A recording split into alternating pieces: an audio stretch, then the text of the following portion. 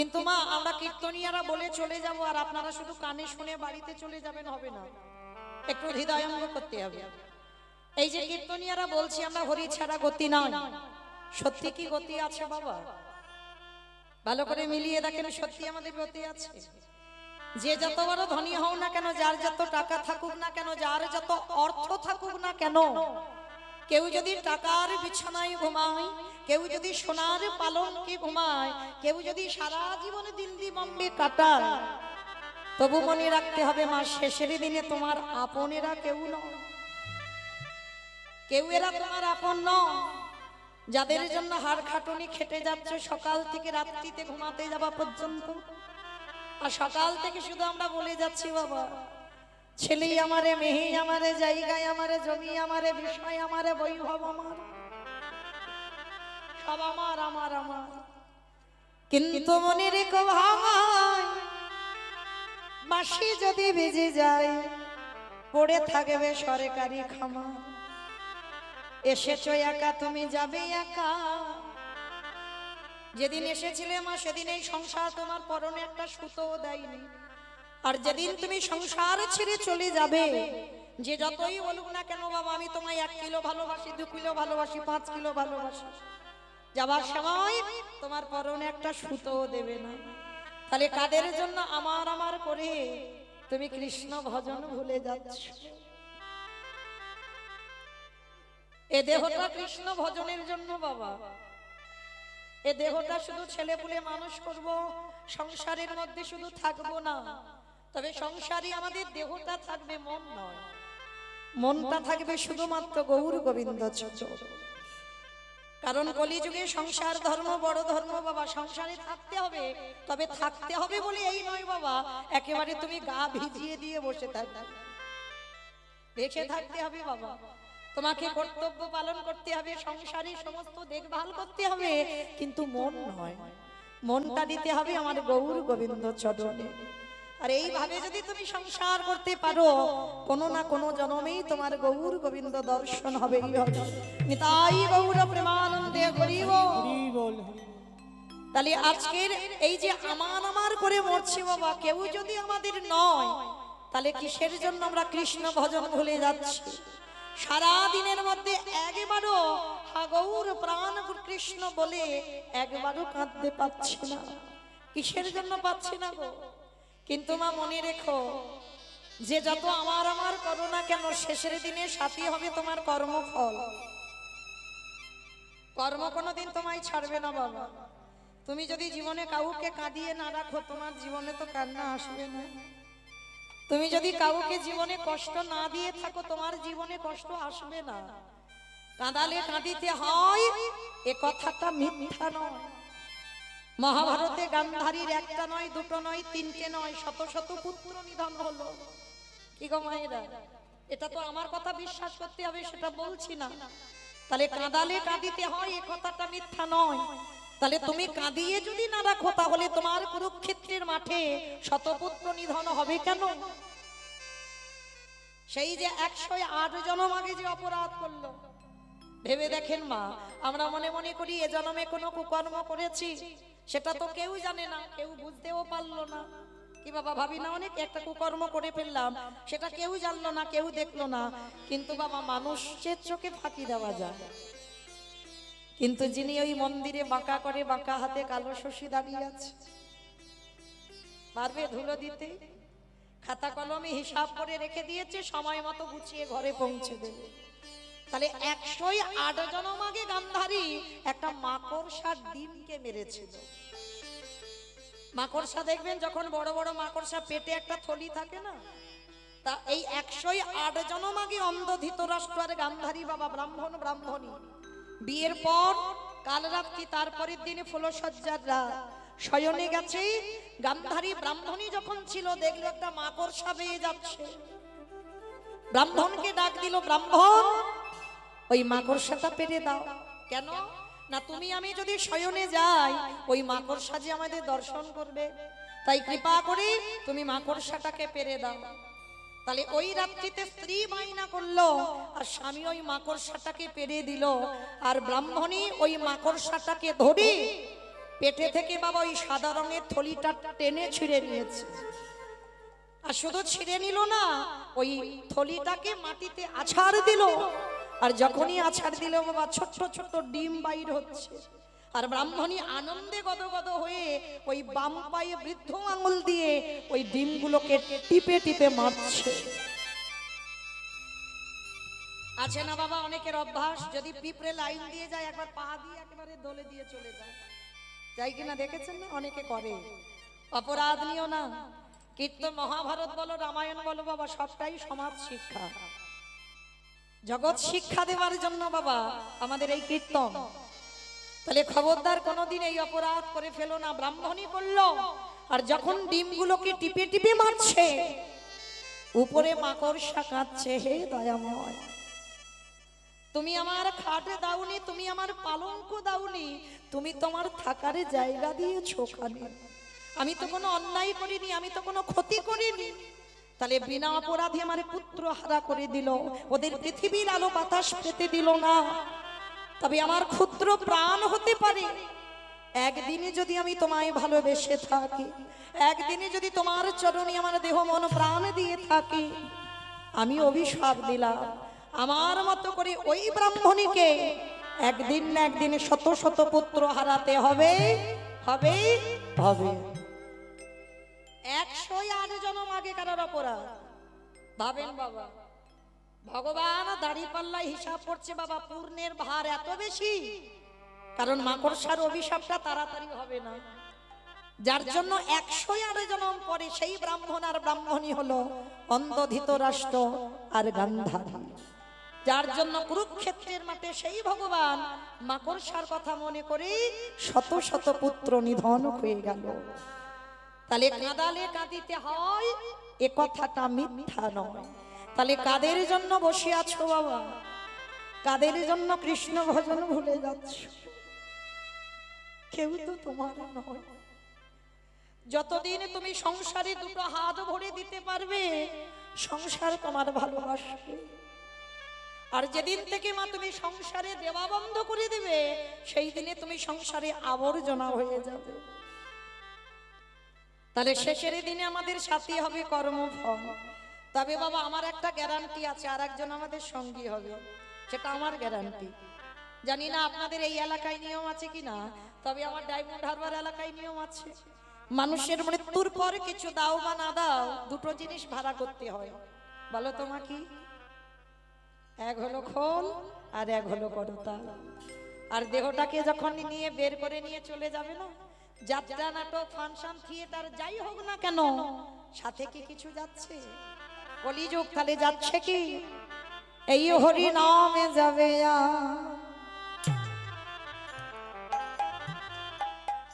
আমাদের পচা দেখো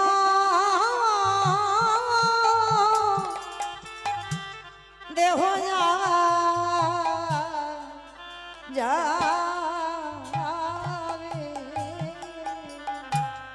যেদিন তুমি নিতাই গৌর প্রেমানন্দে হরি বল, হরি বল।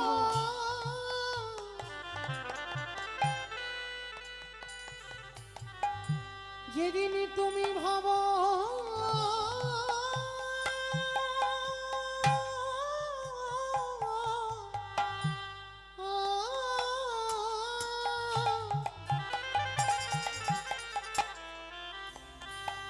যেদিন তুমি ভাবো ওই ভাবো তারে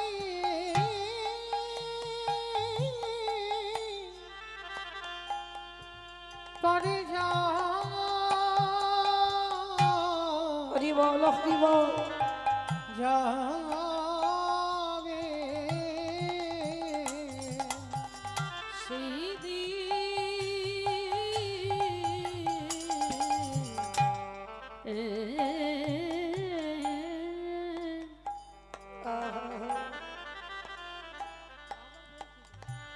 সেই দিন নামে যাবে এই পচা দেহ,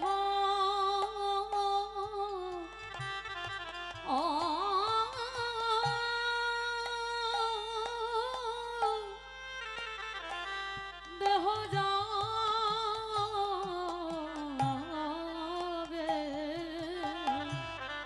আমাদের কারোর কৃষ্ণ ভজন হলো না কৃষ্ণ বলে বলি এইভাবে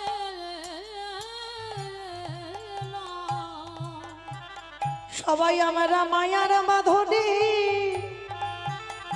বন্দি হলো শুধু আমার আমার করে মরলাম আমরা শুধু এলাম খেলা ভব ছেড়ে চলে গেল একবারে হরি বলি কাঁদলাম না গো হৃদয়াময়ে তুমি বিনে আমার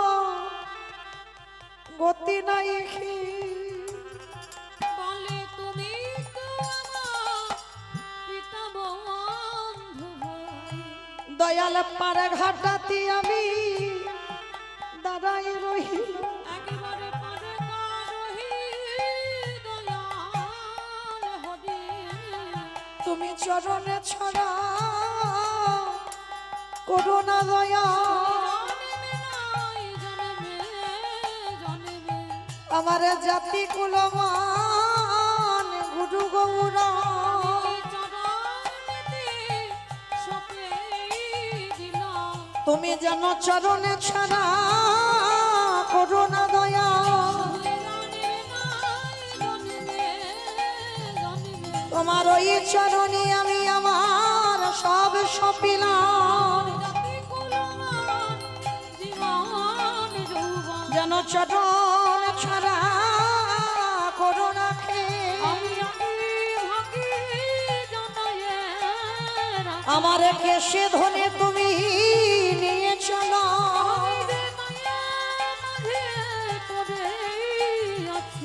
দয়াল শেষের দিনে তুমি ছাড়া আর কেহ না নিতাই গৌরা হরি বল হরি বল হরি বল ছাড়া আর কেহ নাই তুমি ছাড়া আমার আর কেহ নামে যাবে আর ওই পচা দেহ যাবে আস্তে শিশুকালে কৃষ্ণ ভজে কৃষ্ণ পাবার আসে কৃষ্ণ পাবার আসি অগ যৌবনেতে কৃষ্ণ ভজে আসিবা না আসে অগ বৃদ্ধ কালে কৃষ্ণ ভজে জমির তর আসে এই কথাটা বাবা আপনারা জানেন আমি একটু মনে করাচ্ছি শিশুকালে কৃষ্ণ ভজে কৃষ্ণ পাবার আসে যৌবনেতে কৃষ্ণ ভজে আসে বা নাই আসে বৃদ্ধকালে কৃষ্ণ ভজে জমের তর আসে ভজন যদি করতে হয় আমার একটু সকাল সকাল নামতে হয় কি বাবা বেলা গড়িয়ে গেলে ভজন হয়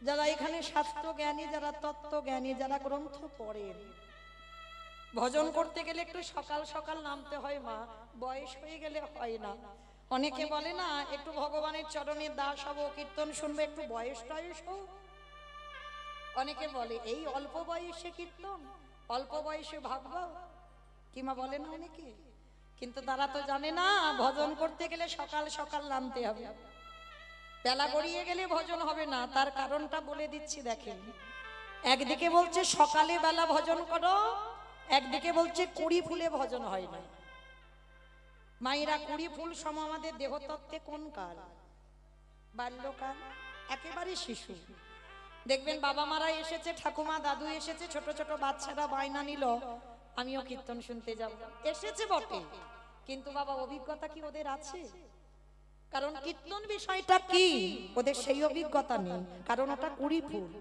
ঠাকুমারও বলতে এই নাতনি কুড়ি ফুল তুলে জলে যত ভিজিয়ে রাখি কুড়ি ফুল গোবিন্দ সেবায় লাগে না কি মায়েরা বলতো না ঠাকুমারা তাহলে কুড়ি ফুল সেবা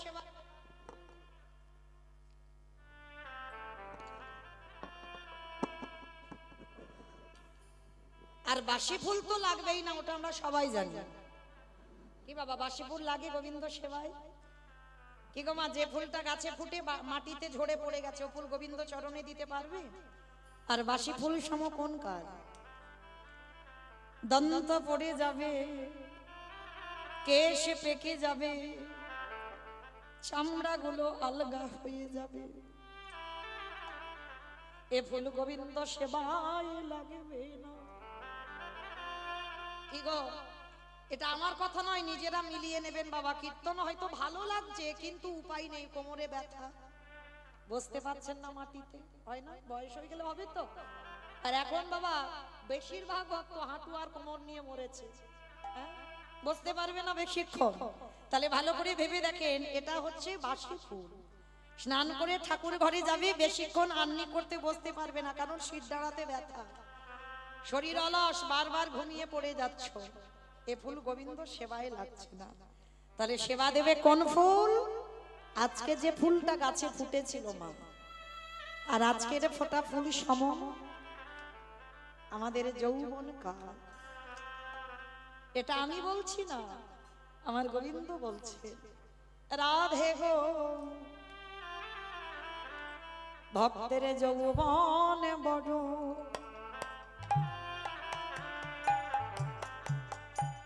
আমি ভালোবাসি, বলে ওগো রাধি,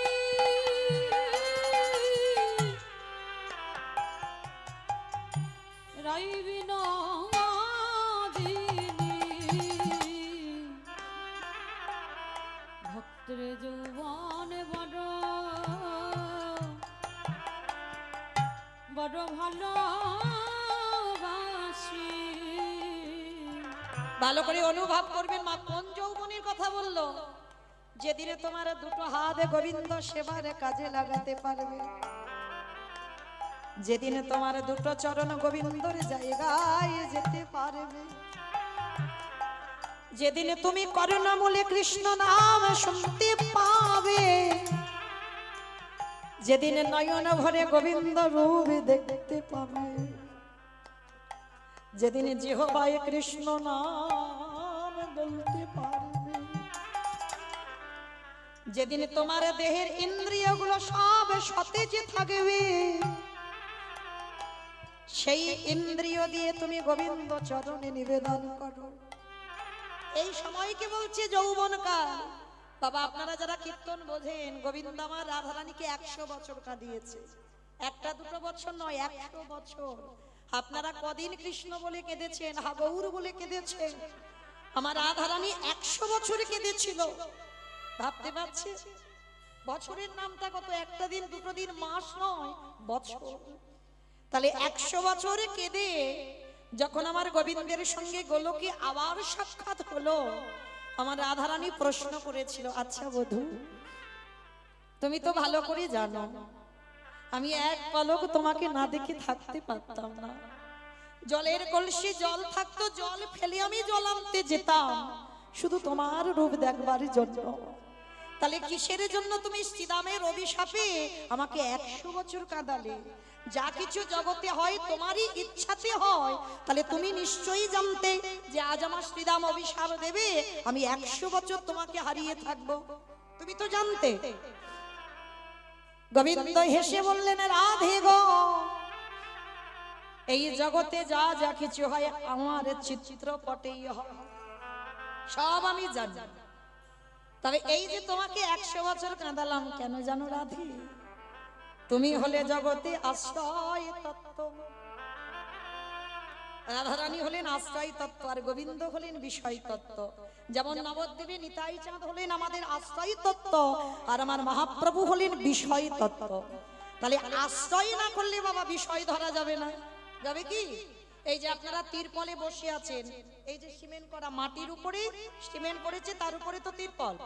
আচ্ছা, মাটি আর তিরপলের মধ্যে কোনটা আশ্রয় গো আর কোনটা বিষয়? মাটিটা। বেশ, মাটিটা আশ্রয়। মাটি যদি না থাকতো বাবা, তিরপল আমার কমিটি দাদারা পাততে পারতো না। তাহলে মাটি আশ্রয়, বিষয়টা তিরপল, আর তিরপল আছে বলে আপনারা বসেছেন। কি গো, তাহলে মাটি যদি না থাকতো তিরপলটা কোথায় পাততো? কথা যেত কি? তাহলে জগৎ সংসারে ঠিক সেই রকম রাধারানী হলেন আশ্রয় তত্ত্ব, আর গোবিন্দ হলেন বিষয় তত্ত্ব। রাধারানী 100 বছর কেঁদেছে কেন জানো? আপনাদের আমাদের শিক্ষা দিল। এই কলির জ্ঞানন্ধজি যদি রাধাচরণ আশ্রয় করে, কেউ রাধারানীর মতো কাঁদতে পারে, রাধারানীর মতো হা কৃষ্ণ প্রাণ কৃষ্ণ বলে যদি কেউ যুগল ভাসাতে পারে, আমারে ভগবান কি করে জানো? পৃথিবীর যে প্রান্তে থাকুক না কেন, ও যে ভক্তের দ্বারে ছুটে আসে। নিতাই গৌর হরিব হরিব। কৃপা করো বলে ও যে ভক্তে ডাকে ডাকে ছুটে আসে। আস্তে, তবে বাবা কান্নাটা যেন আমার ভগবানের জন্য হয়, কান্নাটা যেন বিষয়ের জন্য না হয়, কান্নাটা যেন আমার ছেলের জন্য না হয়, বউয়ের জন্য না হয়, স্বামীর জন্য না হয়, কান্নাটা যেন শুধু একজনের জন্য হয়, যেটা হলো আমার গৌর গোবিন্দ চরণ। তাই গৌর প্রেমানন্দে হরি বল। হরিব তাহলে চলেন আজকের সেই নবদ্বীপের মাটিতে আমার চৈতন্য মহাপ্রভু জগৎকে শেখালো, সময় থাকতে থাকতেই গৌর চরণ ভজন করো, কৃষ্ণ চরণ ভজন করো। কিন্তু জানো মা, এই নবদ্বীপে আমার নিমাই যখন হরিনাম করতো, সবাইকে বলতো হরিনাম কর, সবাইকে, মানে কে নিচু জাত কে উঁচু জাত, জাতির ঠিক ছিল না, ছোট বড় বিচার করেনি, যাকে দেখছে তার চরণ দুটো ধরে বলছে তোরা কৃষ্ণ বল। কিন্তু একজনকে একদিনের জন্য বলেনি যে তুমি কৃষ্ণ নাম করো। বলতে পারবে তিনি কে? ভগবানের মা সচী ঠাকুরা। একদিনের জন্য নিমাই বলেনি মা তুমি একবার হরি নাম করো। একদিন দাদা নিতাই চাঁদ প্রশ্ন করেছিল, ভাই তুই তো নবদ্বীপের অলিতে গলিতে যাকে দেখতে পাচ্ছিস বিচার করছিস না, তুই সবাইকে হরি নাম করতে বলছিস, কিন্তু কই কোনোদিন তো আমাদের মাকে বললি না যে মা তুমি একবার কৃষ্ণ ভজন করো, হরি নাম করো। নিমাই হেসে বলল, দাদা যদি জগতে কেউ আমার কাছে অন্যায় করে আমি ক্ষমা করে দিই, কিন্তু এক জায়গায় অপরাধ করলে আমি ক্ষমা করি না। বলো তো সেটা কোন জায়গায়? বৈষ্ণবে বাড়িতে যদি হয় ক্ষুদ্র অপরাধ,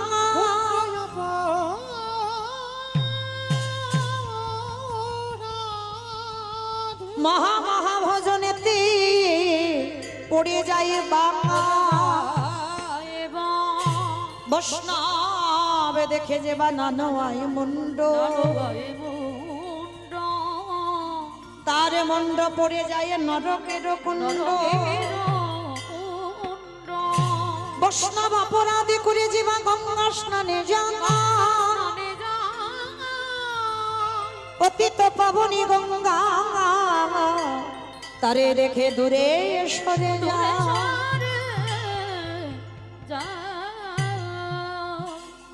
আমি বলছি না, আমার কথা নয়। নিতাই চাঁদ জিজ্ঞেস করলো আমার প্রভু নিমাইকে, প্রভু এই ভাই সবাইকে হরি নাম করতে বলছিস, মাকে কেন বলছিস না? বলে দাদা আমার মাকে বলবো কি করে, আমার মা তো অপরাধী, শুধু অপরাধী নয় আমার মা মহাপাপী হয়ে গেছে। ভাই মা মহাপাপী হয়ে গেছে কেন? তোর মা আমাদের মতো মা নয়, তোর মা যে হয় সে মহাপাপী হয়। বলে হ্যাঁ দাদা, সবাই তো জানে না আমার কাছে কেউ আমার আপন হয় না, আমার কাছে কেউ পর হয় না, কর্মের শাস্তি তাকে পেতে হয়। সে আমার মা হোক আর আমার সন্তান হোক, আমার যেই হোক, শাস্তি তাকে পেতে হবে। নিতাই চাঁদ প্রশ্ন করছে, ভাই মা অপরাধ করেছে, কি এমন অপরাধ? বলে দাদা আমার কাছে তো অপরাধ করেনি, করেছে বৈষ্ণব চরণে। আর এই ত্রিলোকের মধ্যে সব থেকে বড় বৈষ্ণব কে গো? বেশ 12 জন বৈষ্ণবের মধ্যে বৈষ্ণবের আচার্য হচ্ছেন পরম বৈষ্ণব বাবা ভোলানাথ। বৈষ্ণবের আচার্য বলছে মানে সবার উপরে বলছে পরম বৈষ্ণব। কিন্তু বাবা এই যে আমরা জগতে দেখি বৈষ্ণব যারা হবে দাদার সঙ্গে তিলক সেবা করতে হবে, গলায় তুলসীর মালা নিতে হবে, হবে না? এগুলো তো বৈষ্ণবদের আভরণ, তাই না? এগুলো পোশাক। এই যেমন আমরা পোশাক পরেছি বাবা, গলায় মোটা তুলসীর মালা, দাদার সঙ্গে তিলক সেবা করা, প্রসাদ ভোজি, এগুলো আভরণ, এগুলো আচরণ করছি বাবা। ভিতরটা বৈষ্ণবতা হয়নি, কিন্তু ভিতরটা বৈষ্ণবতা করতে হবে তো। বাবা ভোলানাথ আভরণে বৈষ্ণব নয়, যে গলায় তুলসীর মালা নেই, গেরুয়া বসন করে নেই, আবার ওই দাদার সঙ্গে তিলক সেবা করে নেই, আমাদের এই যে ঊর্ধ্ব তিলক করা নেই, আছে কি? ভোলানাথের নেই। তথাপিও বলছে বৈষ্ণবদের আচার্য পরম বৈষ্ণব, সবার উপরে বড় বৈষ্ণব। কেন? কারণ হৃদয়টা হচ্ছে বাবার বৈষ্ণব। আচার আচরণ করছে না, কিন্তু হৃদয় বৈষ্ণব। এই প্রকৃত বৈষ্ণব জগতে বাবা দুর্লভ, সব সাজায় ভরপুর, সব সেজে আছি আমরা, কিন্তু বৈষ্ণব কাকে বলবো? ত্রিনাদপি শুনিয়েছিল তররিব সহিষ্ণু না অমানি না মানো দেন কীর্তনীয় সদা হরি। সাজলে হবে না বাবা, সাজ দেখে কি হবে? সাজ দেখে কিছু হবে কি? ভিতরটা বৈষ্ণবতা করো। তৃণ মানে ঘাস, এই ঘাসকে মারিয়ে চলে গেলে বাবা ঘাস মাথা তুলে কথা বলে না। যদি এখানে ঘাস থাকতো বাবা, তিরপল পেতে দেবে, তার উপরে সবাই চড়ে বসবে, কই ঘাস একবার মাথা তুলে বলবে যে আমার উপরে তোমরা এরকম মারিয়ে যাচ্ছ কেন, বসছো কেন? বৈষ্ণবতা অর্জন করতে গেলে সবার আগে প্রথম স্বভাব তোমাকে তৃণের মতো হতে হবে, গাছের মতো সহিষ্ণুতা অর্জন করতে হবে। যদি কোনো মানুষ অসুস্থ হয়ে যায় বাবা, 1 ঘন্টার অক্সিজেনের দাম কত? অসুস্থ মানুষকে অক্সিজেন দিতে হয় না? গাছপালা অক্সিজেন দান করে না? আর অথচ আমরা মূর্খ যে সেই গাছের ডালপালাগুলো ছিটে দিই, একবারের জন্য গাছ প্রতিবাদ করি না যে আমি তোমাদের এত এত অক্সিজেন দিই, আমরা আমার এই ডালপালাগুলো ছিটে দিচ্ছ কেন? বৈষ্ণব যে হবে তার হৃদয়টা যেন ঠিক এই রকম হয়।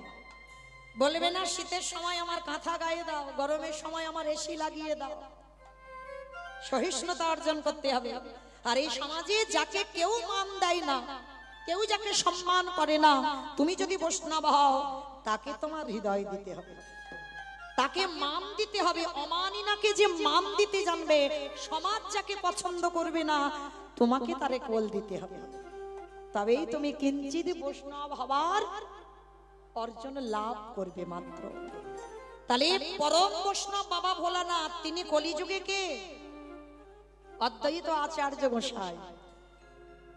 3টে যুগে বাবা ভোলানাথ ছিল, কিন্তু কলিযুগে ভোলানাথ নয়। এই যে ফাল্গুন মাসে 2 তারিখ এসে গেল, ওই যেন কি একটা ব্রত হবে না? রাধা অষ্টমী, শিব চতুর্দশী, তাই তো? শিব চতুর্দশী এই ফাল্গুন মাসে 2 তারিখ। আচ্ছা মা, একবার হাতটা তুলে বলো তো কারা কারা করবেন ব্রতটা? বেশ, অনেক ভক্ত করবেন। ওই আমার দাদা ভাইরা কেউ করবে না? ওই তো বেশ উঠেছে, মানে করবে অনেকে। আচ্ছা মা, কেন গো শিবরাত্রি করবে? স্বামীর অমঙ্গলের জন্য। স্বামীর অমঙ্গলের জন্য? দূর, স্বামীর মঙ্গলের জন্য অল্প অল্প বয়সের মেয়েদের ভিড় কি বাবা? ভোলানাথের মতো বর পাবে, হরি বল, তাই না? আচ্ছা এবার যদি আমি বলি, তাহলে ভালো বর পাওয়ার জন্য শিবরাত্রি করা, আর এই যে কয়েকটা দাদা ভাই তুললেন হাত, তাহলে দাদা ভাইরা কেন করবে? ভালো বউ পাবে। ভালো বউ পাবে, তাই তো? তাহলে আমরা ভালো বর পাওয়ার জন্য, আর দাদা ভাইরা বাবারা করবেন ভালো বউ পাওয়ার জন্য। একেবারে সোজা প্রশ্নের সোজা উত্তর। আপনারা বিশ্বাস করেন এগুলো? আমার থেকে আপনাদের অভিজ্ঞতা বেশি, আপনারা জানেন বেশি, জ্ঞানী বেশি। এখানে অনেক জ্যেষ্ঠা বসে আছেন, আমার থেকে আপনাদের অভিজ্ঞতা বেশি। আপনারা কি বলেন যে শিবরাত্রি ব্রত পালন করা ওইটাই কারণ বাবার মতো বর পাওয়ার জন্য? এই যে আমরা শিবরাত্রি ব্রত করব, আচ্ছা আমরা অনেকে কৃষ্ণ ভক্ত এখানে আছি, আচ্ছা ভগবানও কি কারোর ভক্ত নয়? ভগবান কার চরণ সেবা করে? পরম বৈষ্ণব বাবা ভোলানাথে। ভগবান কৃষ্ণ ভোলানাথের চরণ সেবা করে, তাহলে ভালো করে একটু ভেবে দেখেন, ভগবান তো নিজেই মুখে বলছে, আমার হতে আমার নাম বড়, নাম হতে আমার ভক্ত বড়, ভক্ত হতে ভক্তির পদধূলা আরো বড়। নিতাই গৌর হরি। হরি বল হরি বল। তাহলে এই জগতে যদি একবার বাবা ভক্ত চরণ ধরা যায়, আর ভক্ত বলতে তো পরম বৈষ্ণবের মতো বড় ভক্ত আর কেউ নেই। আর ওই বৈষ্ণবের যদি ব্রত কেউ পালন করতে পারে, বেশি তো মন্ত্র নয়, একটাই মন্ত্র বাবা, ওম নমঃ শিবায়, একটু বেলপাতা, বাতাসা, দুধ, গঙ্গা জল, বেশি উপকরণও লাগে না। আর এই কটা দিয়ে যদি বাবাকে কেউ তুষ্ট করতে পারে, তারই অচিরে কৃষ্ণ কৃপা হবে। নিতাই গৌর ওই হরি বল। মহাদেবী কৃপা হলে অচিরে কৃষ্ণ প্রাপ্তি হবে।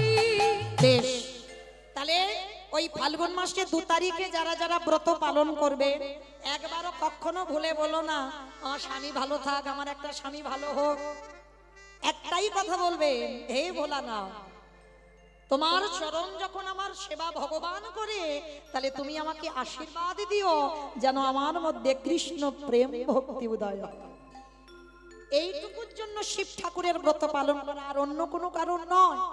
তাহলে আজকে সেই পরম বৈষ্ণব 3 যুগে শিব হলো, কলিযুগে শিব নয় কেন? এই যে আমরা বাবার মাথায় জল দেব, বাবা তো কলিযুগে নয়, বাবা তো হয়েছেন অদ্বৈত আচার্য গোসাই। তাহলে এই অদ্বৈত আচার্য গোসাই কেন হলো? কলিযুগে কেন শিব হচ্ছে না? তার কারণ আছে বাবা। এই কারণের কথা জানতে গেলে আমাদের সবাইকে যেতে হবে একটু মহাভারতে, রাজস্বই যজ্ঞ। একটু মন দিয়ে আস্বাদন করবেন বাবা। এই মহাভারতে রাজস্বই যজ্ঞে ভগবান কৃষ্ণ দাঁড়িয়ে থেকে বাবা যজ্ঞের দায়িত্ব দিয়েছিল সবাইকে, কে কোন কাজগুলো করবে। যেমন ধরেন আমার এই কমিটি দাদা ভাইরা কীর্তনটা করাচ্ছেন, একা একা দ্বারা সম্ভব কখনো হবে না। হ্যাঁ, আপনারা প্রশ্ন করতেই পারেন, মৌমিতা কেন ব্যক্তিগত কীর্তন তো একা একাই হয়? বলে না ভাই, অর্থ একজন দেয়, কিন্তু শ্রম অনেককে দিতে হবে। গ্রাম প্রতিবেশীকে নিমন্ত্রণ করতে হবে, বন্ধু বান্ধবকে বলতে হবে, আত্মীয় পরিজন বলতে হবে, তবে তো একটা অনুষ্ঠান হবে। তাহলে যুধিষ্ঠির মহারাজ করছে রাজস্বই যজ্ঞ, ভগবান কৃষ্ণ সবাইকে দায়িত্ব দিচ্ছেন। যুধিষ্ঠির মহারাজ বলল, কৃষ্ণ সবাইকে তো তুমি দায়িত্ব দিচ্ছ, তুমি নিজে কোনো কাজ করবে না? ভগবান আমার একটু মৃদু হেসে বলছে, কে বলেছে করব না? কে বলেছে করব না? আমি করব তো, কারণ এই যজ্ঞে আমার 2টো কাজ আলাদা করে রেখে দেওয়া আছে। সে কি? সবাই একটা করে কাজ, আর তুমি করবে 2টো কাজ। কি কাজ করবে কৃষ্ণ? বলে, জানো দাদা, আমার প্রথম কাজ হবে, এই যজ্ঞে যত যত ভক্ত আসবে, আমি কৃষ্ণ দয়াময় হয়ে সবার প্রথমে নিজের হাতে তাদের চরণ যুগল ধৌত করে দেব। চমকে উঠেছে, অসম্ভব কৃষ্ণ, এটা তুমি কি বলছো? কে কোন জাতের মানুষ আসবে, কে নিচু জাত, কে উঁচু জাত, জাতের ঠিক নেই, আর যারা যারা আসবে তুমি সবার পা ধোয়াবে। ভগবান এসে বলছে, আমি কোনো কালে জাতের বিচার করিনি তো। কি গো মায়েরা, এটা মানুষ করে, এ নিচু জাত ও উঁচু জাত, হ্যাঁ, এটা মানুষ করে, ভগবান করে না। ভগবান যদি করত, নবদ্বীপে কাজীর বাড়িতে গিয়ে বাবা গ্লাসের পিপাসা পেয়েছে, কাজীর বাড়িতে গিয়ে জল খেত না। মহাপ্রভুর আচার আমরা কেউ মানন করছি? কেউ করব না। ওই বড় বড় বৈষ্ণব যারা, এই ছুঁয়ো না, ছুঁয়ো না, ছুঁয়ো না, অপরাধ নিও না, এটা আমার মহাপ্রভু শিক্ষা দেয়। মহাপ্রভু সবাইকে কোল দিয়েছে, সবাইকে হৃদয় দিয়েছে। হ্যাঁ, তাহলে আজকের ভগবান কৃষ্ণ বলছে, কোন কালেই আমার এগুলো ছিল না, তাই আমি সবার প্রথমে পা ধোয়ার দায়িত্বটা নেব। আচ্ছা মা, আপনারা তো বহুদিন কীর্তন শুনছেন, আজকের প্রথম নয়। ভগবান হয়ে যিনি বিশ্বের স্রষ্টা মালিক, তিনি আজকের পা ধোয়ার দায়িত্বটা কেন করছেন? ভগবান হয়ে তিনি বিশ্বের মালিক হয়ে পা ধোয়ার কাজটা কেন করবে? এটাই তত্ত্ব বাবা। নিজে আচরি ধর্ম জীবেরই শেখায়, নিজে না করলে ধর্ম জীবকে শেখানো না যায়। হরি বল। এই জগৎ সংসারে বাবা আগে আচরণ করতে হবে। ভগবান আচরণ করে শিখিয়েছে। যুগ ধর্ম প্রবর্তক নাম সংকীর্তন, চারি ভাব ভক্তি দিয়া নাচাইন ভুবন। আপনি ভক্ত ভাব করি অঙ্গীকার, আপনি না করলে ধর্ম জীবের শেখানো না যায়। আপনি আচরি ধর্ম জীবের শেখায়, এই তো সিদ্ধান্ত গীতা ভাগবতে গায়। এই মতো কলিকালে প্রথম সন্ধ্যায় অবতীর্ণ হলেন কৃষ্ণ, আপনি নদী আয়। নিতাই গৌর হরি বল, হরি বল, হরি বল। তাহলে লক্ষ্য করেন বাবা, আগে নিজেদের আচরণ করে ভগবান শেখাচ্ছে। কিরকম? ভগবান নিজে পা ধোয়াচ্ছে। কেন? আপনাদের আমাদের চৈতন্য দান করলেন। ও মায়েরা, এইগুলো আগেকার দিনে আমার মা ঠাকুমারা করতো, আমরা দেখতাম। কিন্তু আমাদের মতো মেয়েরা যত টিভি সিরিয়াল দেখে বাবা, তত আমাদের আচরণগুলো তাদের মতো হয়ে যায়। কিন্তু একটা কথা মনে রেখো বাবা, যত টিভি সিরিয়াল দেখো, যত তুমি আচরণ বদলাও, আমরা হিন্দু ধর্মের মানুষ, পুরানো সংস্কৃতিগুলো ভুলে গেলে হবে না। চরণ ধরে বলে যাই বাবা, যদি ঘরেতে কোনোদিন সাধুগুরু বৈষ্ণব আসে, গুরুজন আসে, সবার প্রথমে আগে পা ধোয়ার ব্যবস্থা করবেন। আপনারা জানেন মা, আমি যেন ভাববেন না যে আমি কাউকে শিক্ষা দিচ্ছি। আপনারা জানেন, আমি একটু মনে করাচ্ছি। যদি কৃপা করে পারেন, দুবারে যদি কোনোদিন গুরুজন আসে, সবার আগে পা ধোয়াবেন। অনেকে প্রশ্ন করবেন, মৌমিতা সাধুগুরু বৈষ্ণব তো ঠিক পাই না, আমি কি করব? গুরুদেব দেহ রেখেছেন, আমি কি করব? বলে তারও ব্যবস্থা আছে। যে যার ঘরের বাবা মা তো আছে, যে যার ঘরের শ্বশুর শাশুড়ি তো আছে। আমার কথা নয় বাবা, ভাগবতের কথা। ভগবান কৃষ্ণ প্রথমেই বলছে, সব থেকে বড় গুরু হলো যে যার ঘরের বাবা মা। আমার কথা বিশ্বাস করতে হবে না বাবা, সবার আগে বাবা মা বড় গুরু। তারপরে গুরু হলো শিক্ষা গুরু, দীক্ষা গুরু। তারপরে গুরু হলাম আমি ভগবান। ওই ভগবান নিজেকে আগে বলেনি সবার আগে আমি বড় গুরু, আমার ভজন করো না। চরণ ধরে একটা কথা বলে যাই বাবা, যেতে হবে না নবদ্বীপ, যেতে হবে না বৃন্দাবন, হরিদ্বার, দক্ষিণ ভারত, পশ্চিম ভারত, কুম্ভ মেলায়, কোথাও যেতে হবে না। যদি তুমি বছর অন্তর একবার করে জীবিত ভগবান পূজা করো, আমার বিশ্বাস, এই হরি বাসরে দাঁড়িয়ে বলে যাচ্ছি, বছরে একবার জীবিত ভগবান পূজা করো। লাখ টাকা খরচা করে দুর্গা পূজা করছো, হাজার হাজার টাকা খরচা করে কালী পূজা করছো, লক্ষ্মী পুজো, সরস্বতী পুজো, সব পূজা করছে। বাঙালি 12 মাসে 13টা পার্বণ হচ্ছে, সব পূজা করো। কিন্তু একজন ভক্ত হৃদয়ে হাত রেখে বলতে পারবেন না যে আমি জীবিত ভগবান প্রতি বৎসর পূজা করি। আর জীবিত ভগবান তো যে যার ঘরের বাবা মা। অমায়েরা লাখ টাকা লাগে না গো, একটু বসবার জায়গা দিয়ে। যাদের বাবা মা বা শ্বশুর শাশুড়ি বেঁচে আছে, যারা হারিয়ে ফেলেছো আর তো পাবে না, যাদের আছে একবার আসনে বসিয়ে বছরে একবার, রোজ রোজ নয়, বাবা মার চরণ যুগল ধৌত করে বাবা মার গলায় একটু মালা দিয়ে একটু যত্ন করে খাইয়ে দিও। ভগবান বলছে, সেই ভক্ত যদি আমাকে ডাকতে ভুলে যায়, সারাদিন যদি আমার কথা মনেও না করে, আমি ভগবান সারা জীবন সেই ভক্তের দুয়ারে বন্দী হয়ে যায়। নিতাই গৌর হরি বল, হরি বল, হরি বল। চেষ্টা করবেন মা, এই হতভাগিনীর কথা যদি কারোর মনে থাকে, বৎসরে একবার জীবিত ভগবান পূজা করতে। তাই তো ভগবান কৃষ্ণ রাজস্বই যজ্ঞে আগে পা ধোয়ার কাজ করছে। শুধু পা ধোয়ালো নয়, আরো একটা কাজ করেছিল বাবা। যারা যারা প্রসাদ পেয়েছিল, আমার কৃষ্ণ দয়াময় ওই এঁঠো পাতাগুলো নর্দমায় ফেলেছে। শুধু নর্দমায় ফেললো না, আরো একটা কাজ করেছি। ওই এঁঠো পাতাগুলো যেখানে ফেলছি চারিদিকে দেখছি কেউ নেই। পাতা থেকে যারা প্রসাদ পেয়ে বাবা এঁঠোগুলো রেখে দিয়েছে, একটু করে এঁঠো আমার কৃষ্ণ তুলে নেয়। ভগবান নিজে আড়ালে সারা গায়ে মাখছে। ও যে ভকেতে তাই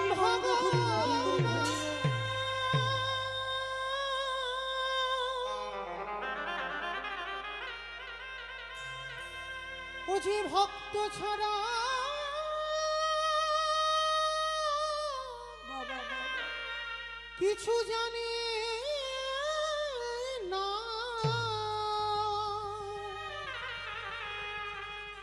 তাই তো যুগে যুগে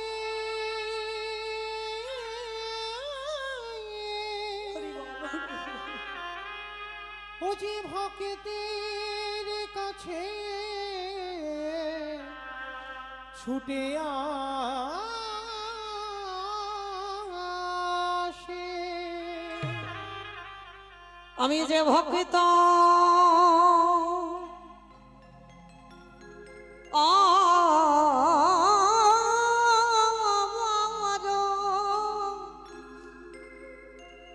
অগমার ভালো ভালোবাসি,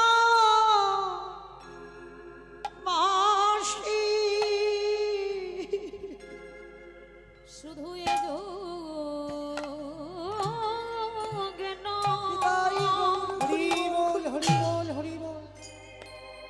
প্রতি যুগে যুগে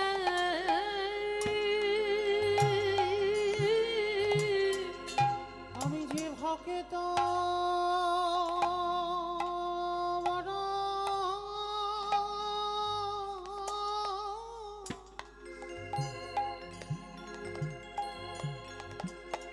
বড় ভালো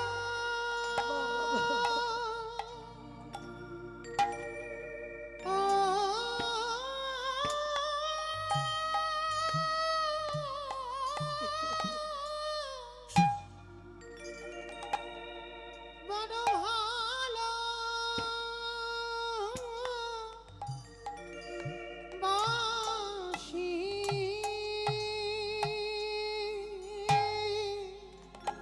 অগয়া যোগে না এ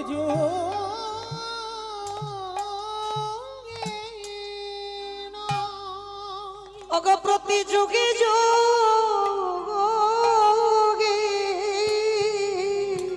আমি যে ভক্ত বাবা বাবা ও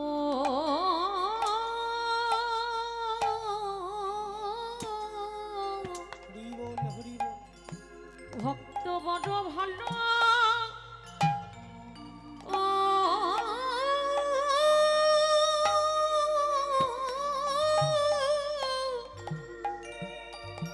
ভালোবাসি। আজ যুধিষ্ঠির বললেন কৃষ্ণ দয়াময়, ওহে কৃষ্ণ দয়াময়,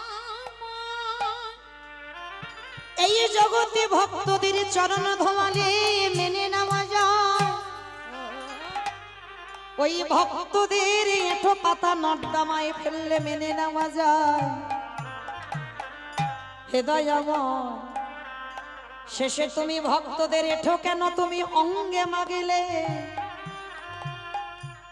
ভগবান মৃদু হেসে বললেন, দাদা গো, এ যে হলো আমার কর্ম ফল গো। নিতাই গৌর করিব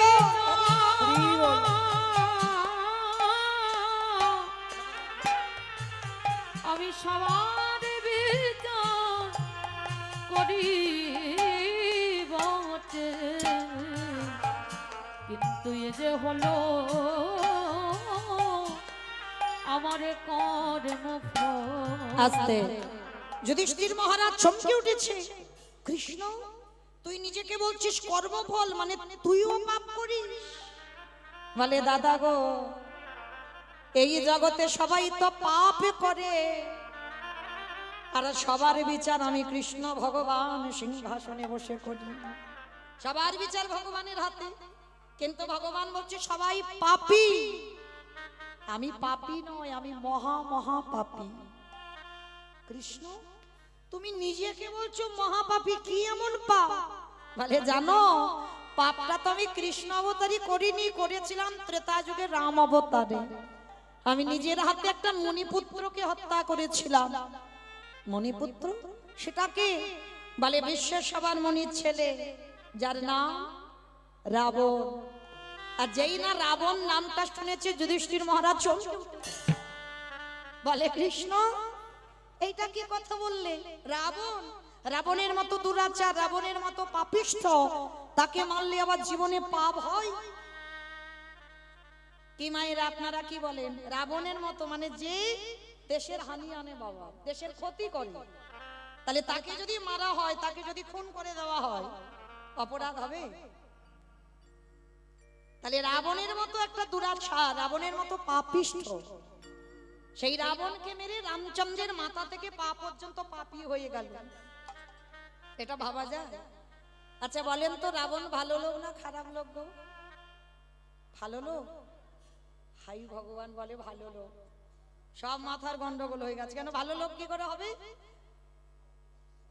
কি অন্যায় করেছে? আর ভগবানের বউটা চুরি করলো কে? রাধে। এই যে বাবা, ভক্ত দুরকম, শুধু মনে রাখবেন, ভক্ত এক রকমের নয়, দু রকমের ভক্ত হয়। একটা বহিরঙ্গ আর একটা অন্তরঙ্গ। এখানেও আছে বাবা বহিরঙ্গ ভক্ত আর অন্তরঙ্গ ভক্ত। অন্তরঙ্গ ভক্তদের সঙ্গে বাবা বহিরঙ্গ ভক্তদের মেলালে হবে না, বাইরের ভক্তদের সঙ্গে আলাদা আলোচনা হবে। যেটা আমার মহাপ্রভু সকাল থেকে সন্ধ্যা পর্যন্ত নগর ভ্রমণে কীর্তন করত, এটা বহিরঙ্গ ভক্ত, সবাইকে নিয়ে করা যায়। কিন্তু অন্তরঙ্গ ভক্ত, তাদের কাছে বাবা ওই বহিরঙ্গটা মিলিয়ে নিলে হবে না। তা বহির জগতের ভক্ত যারা, তারা বলবে রাবণ ভালো লোক নয়, যাদের কোনো জ্ঞান অভিজ্ঞতা নেই। আর যারা অন্তরঙ্গ ভক্ত, তারা তো বোঝে। রাবণ এমনি এমনি সীতামাকে চুরি করেনি, নারী তো ভোগের নয়। কি বাবা আপনারা কি বললেন? নারী ভোগের সম্পদ? যারা বলে সারা জীবন ভোগ করেই যায়, নারী কোনোদিন ভোগের সম্পদ নয়। নারী সাধনা, নারী আরাধনা, নারী ভজন। হ্যাঁ হ্যাঁ বেশ। অসুরদের অত্যাচারে দেবতারা স্বর্গ ছাড়ে। যদি দশভুজা দুর্গা 10 হাতে অসুরী নিধন না করিত, বলো দেবতারা যেত কোথায়? যদি অসুর নিধন না করিত, দেবতারা যেত কোথায়? আস্তে। ও মাইরা, মহালয় দেখেছো তো? মহালয় দেখো না? আর মহালয় যারা দেখেছো, দেবতাদের তেজ দিয়ে একটা নারীর সৃষ্টি হলো, কই পুরুষ নয়, নারী। আর সেই নারী দশভুজা দুর্গা 10 হাতে অসুরী নিধন করে দেবতাদের দেবত্বটা রেখে দিল। তাহলে নারী ছিল। আবার ভুরি ভুরি প্রমাণ দেওয়া আছে, দেখেন। চণ্ডী ঠাকুরের রামের চরণ ভজন করেছেন। ঠিক আছে? রাধা কৃষ্ণের প্রেম তত্ত্ব চণ্ডী ঠাকুর বুঝতোই না, কারণ চণ্ডী ঠাকুর মা বাসুলি সেবা করত, মা কালী ভক্ত, মায়ের আরাধনা করত। তা মা নিজের হাতে করে বৃন্দাবনে নিয়ে সাক্ষাতে রাধা গোবিন্দ লীলা দেখাচ্ছে, বাবা চণ্ডী ঠাকুর বুঝতে পারছেন, অভিজ্ঞতা নেই। তো মা হাত ধরে ফিরিয়ে আনলো, বলে চল ঘরে চল, এ লীলা বুঝতে পারবি না।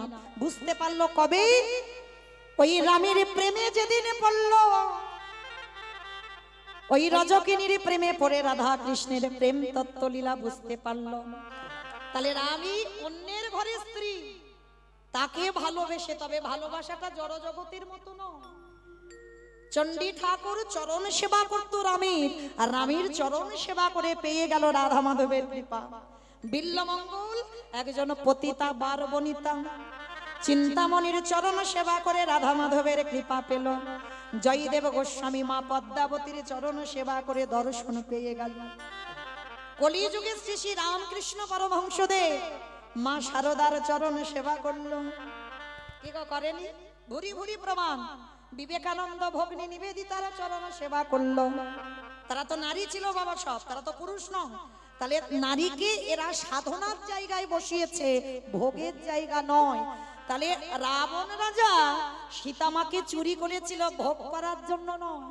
ভোগ যদি করবে, রেখেছিল কোথায় সীতামাকে? বেশ অশোক। প্রশ্নেই উত্তর, মানে যেখানে শোকের ছায়া লাগবে না সেইখানে সীতামাকে বন্দি করে রেখে দিল। শুধু বন্দি করলো না, জ্বালা যন্ত্রণা ব্যথা বেদনা সব দিয়েছে। দেয়নি? চেরিরা ধরে মারেনি সীতামাকে? মেরেছিল তো। চর চাপড় দেয়নি? দিয়েছিল। কিন্তু কেন দিল গো? ও মাইরা, একটা কথা বলি, জড় জগতের কথা। সিনেমা টিনেমা দেখো? আচ্ছা, সিনেমার কথা বাদ দিলাম, সিরিয়াল দেখো?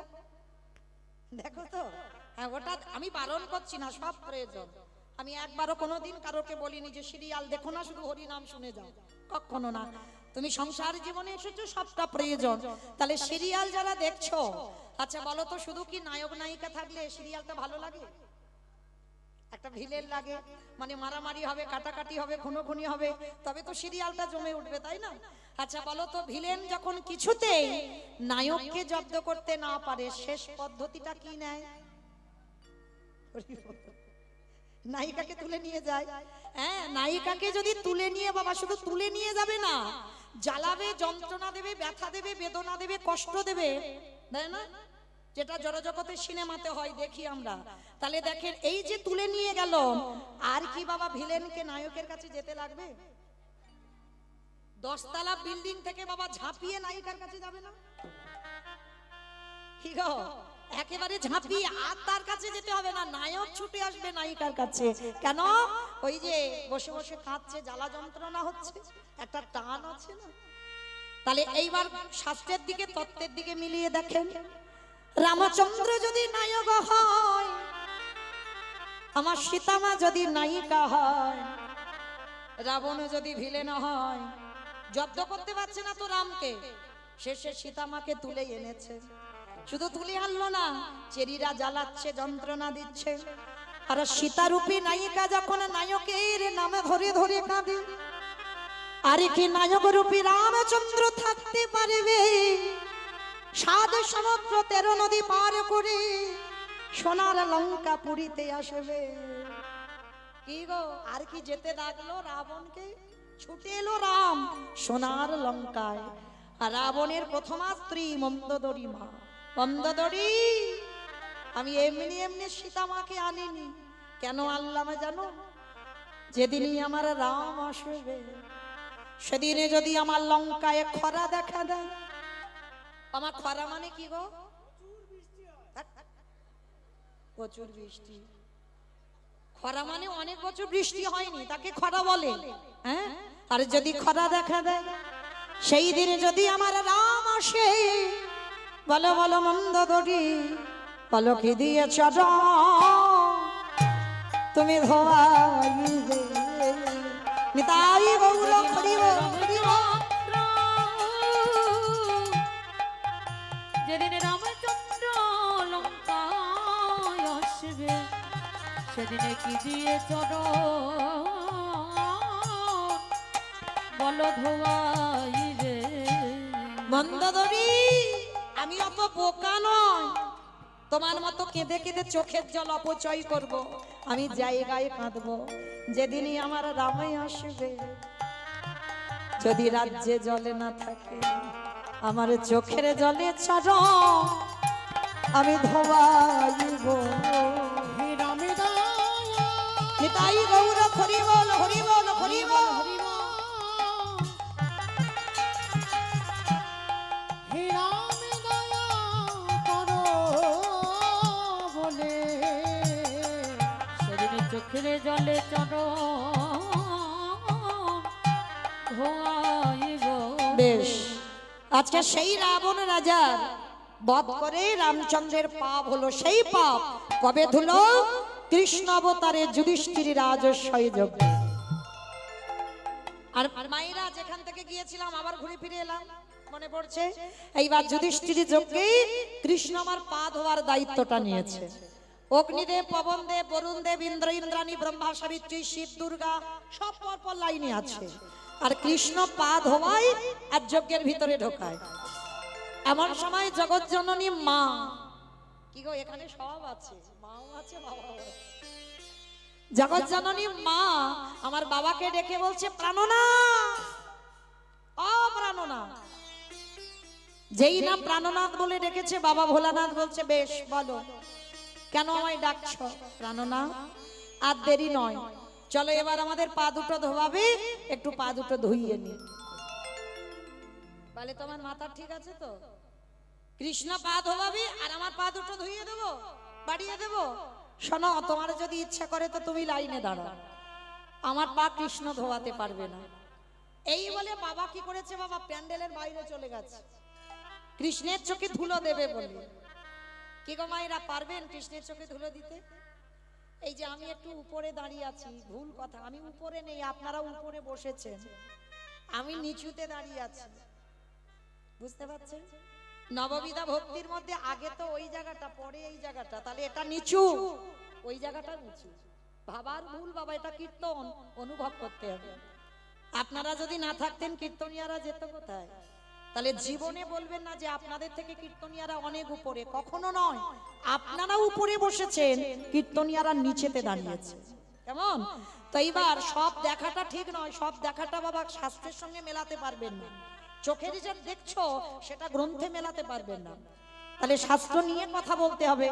তাহলে এইবার ভোলানাথ প্যান্ডেলের বাইরে গেছে, কৃষ্ণ মনে মনে ভাবছে, দেখেছো ওই বেটার পা ধোবাবো বলে আজকের আমার এই দায়িত্বটা নেওয়া, আর ও বেটা প্যান্ডেলের বাইরে চলে গেল। হ্যাঁ, রাবণকে মেরে যে পাপটা করে রেখেছি, ওনার মতো বৈষ্ণবের পা না ধোবালে আমি মুক্তি পাবো না। মানে ভগবান পর্যন্ত ভোলানাথের কেমন শ্রদ্ধা ভক্তি করে দেখেন।